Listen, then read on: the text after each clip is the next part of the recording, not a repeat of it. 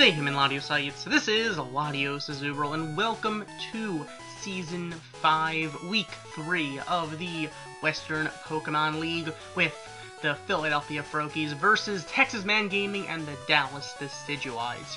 Now, Tex has a very strong set. He has, especially for this mono pink team we have. This week I did bring Mew, Jirachi, Porygon 2, Verizon, Magmortar, and the Mega-Metagross.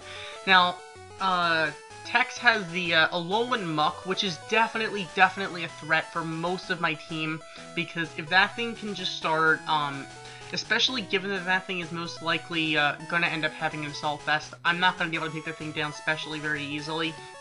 It's gonna pretty much body Mew. It has decent stab and coverage in order to just completely body Jirachi.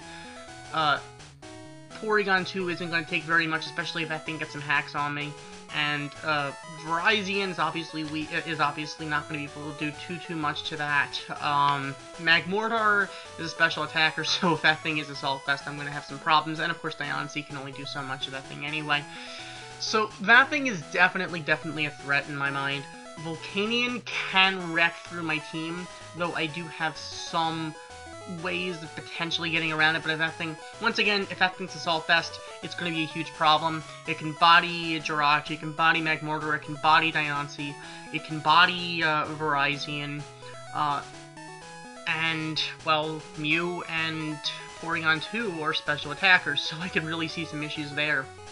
The Gligar is a physical wall, but honestly, there's not too much I can do for that, especially because I don't have an Ice type or a Water type in my team. So, one thing I wanted to make sure I had was, I'm running this week a specially offensive Porygon 2 with Ice Beam, because that can pretty much OHKO a Gligar, even with the Eviolite, I'm pretty sure. So, so that was the main thing I wanted Porygon 2 for in this battle. The Klefki is going to be a problem. Now, I kind of expected him to lead off with Klefki because, I mean, Klefki's basic job in life is to set up in the beginning, especially the walls. I know I tend to run Klefki with the dual wall if I'm not doing a weird offensive thing.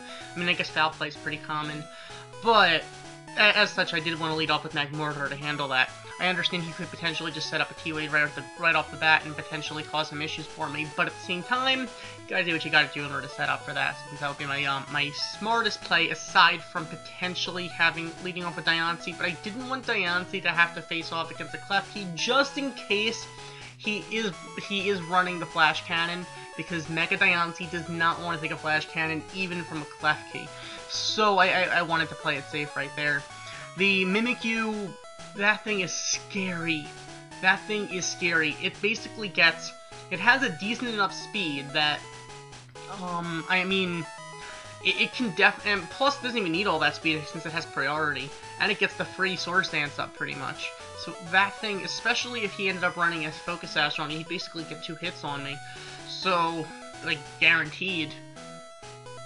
I mean, except for, I guess, Porygon 2, but he'd easily outspeed the Porygon 2 anyway, so at that point you just go for Play Rough. Now, the other issue is, of course, the Silvally, because that thing has such a versatile moveset, I really don't know what to expect, but things are actually going to get really weird with that thing. So, you know what, let's actually get into the battle. Now, as I said, I did lead off with the Magmortar, because I kind of expected that Klefki coming up. However, I'm not going to be able to get off my Flamethrower. So, he's actually going to go into his Silvally here, just a hard switch, because he kind of... I'm paralyzed, and he didn't probably expect me to break through it right there, because he has Surf on that thing anyway. I'm gonna eat it up with the Assault Vest. It's gonna go to this Gligar. I'm gonna actually sacrifice my my Magmortar at this point in order to get the safe switch into Duck 2.0. Get that Ice Beam off. That Gligar is getting out of here. This isn't exactly the bulkiest thing. At this point, Porygon 2 did his job, trying to get some hacks to try attack on the Muck, because I'm not gonna do very much anyway. Let him knock me off and just take down my Porygon 2. At this point, I really don't need it as much. So I'll let him just take this thing down, because now I get a free switch into my Diancie. I can easily outspeed with the Earth Power upon Mega Evolving, and that thing is going down from there. So now, he's going to go into his Klefki, and he is going to forget about the Magic Bounce, which is kind of unfortunate. I kind of feel bad about that, because that definitely changed the game right there.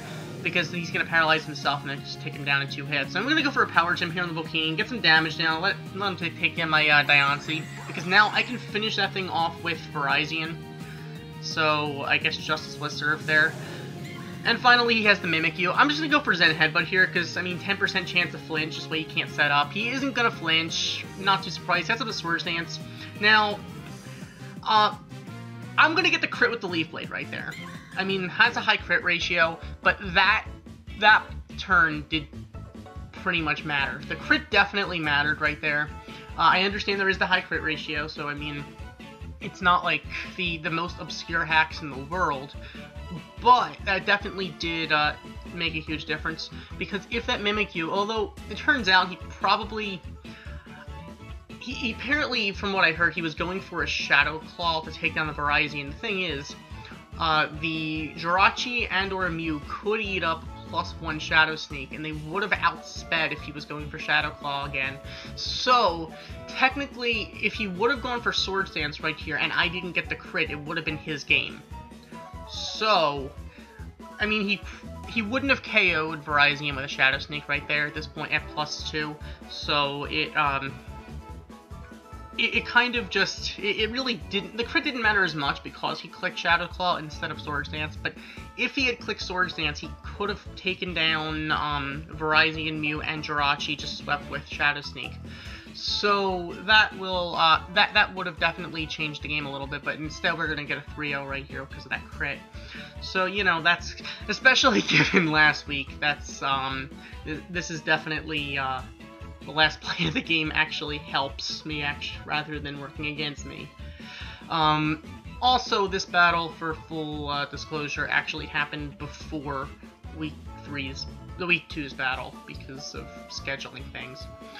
That said, there are a bunch of things that could have happened a little differently in this battle, but, you know, we'll see what happens, I guess, in a few weeks when we battle him again, because this season we are battling a couple of our opponents twice in the same season, although there are a few that we're also not going to be battling at all this season, so things are a little different this season, so we'll see what happens. Now, so next week, I'm thinking things will be a little bit different, so we'll see what happens then. So thank you for watching. As always, like, comment, and subscribe. Remember that all revenue taken by these battle videos from Season 5 of the WPL with the Philadelphia Froakies are being donated to the Susan G. Komen Foundation for Breast Cancer Awareness and Research. So, you know, we're trying to make a difference here. We're battling for a cure. So thank you for watching, and I'll see you guys next time. Goodbye.